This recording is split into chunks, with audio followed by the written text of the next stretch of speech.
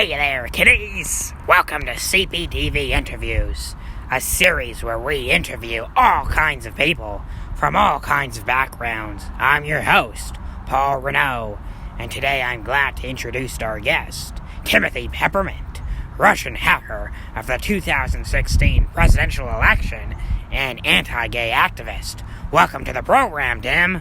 Glad to be with you, Mr. Renaud. You're best known for hacking the last presidential election in favor of Donald Trump.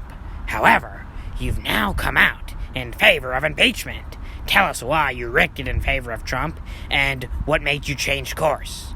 Well, I rigged it because I saw what happened under 8 years of Obama. Faggot marriage legalized. I knew we couldn't risk another 4 years with a Democratic president, so I took action. As for why I've come out in favor of impeachment, well, it's because earlier this year, the Trump administration announced a global campaign to end the criminalization of homosexuality, certainly an impeachable offense, in my view. Mike Pence, on the other hand, now he's a true anti-gay fighter. He'd make a far superior president to what we have now. You also hacked the British election in favor of Boris Johnson. Speak a little bit about that. You know, it's funny. I was originally going to hack the British election in favor of Jeremy Corbyn because he's a socialist. But then I found out he supports the faggots. So I rigged it in favor of Boris instead.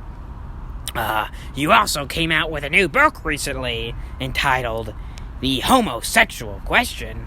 Why don't you discuss that with us? Well, there are multiple layers to the book. First, I discuss the impending threat of straight genocide and the cultural indoctrination that's led us to this point. Then I examine how other countries are dealing with this problem and how we can learn from them. Saudi Arabia, for example, I think is a great example for the United States to look to. Speaking of cultural indoctrination, you've been a harsh critic of the band British Fish Productions. Care to elaborate on that a little bit? You know,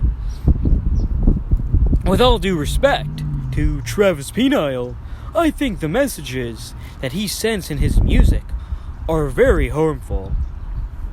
So, for example, in the song Those Noodles Really Turn Me On, he acts as if it's appropriate to stare at the bulge of a boy's precious noodle, when in reality, the only bulge a male should be staring at is that of a woman's camel toe. Well, I certainly do enjoy staring at the camel toe of my female students. Anyway, we've got to go. Thanks for being on the program, Tim.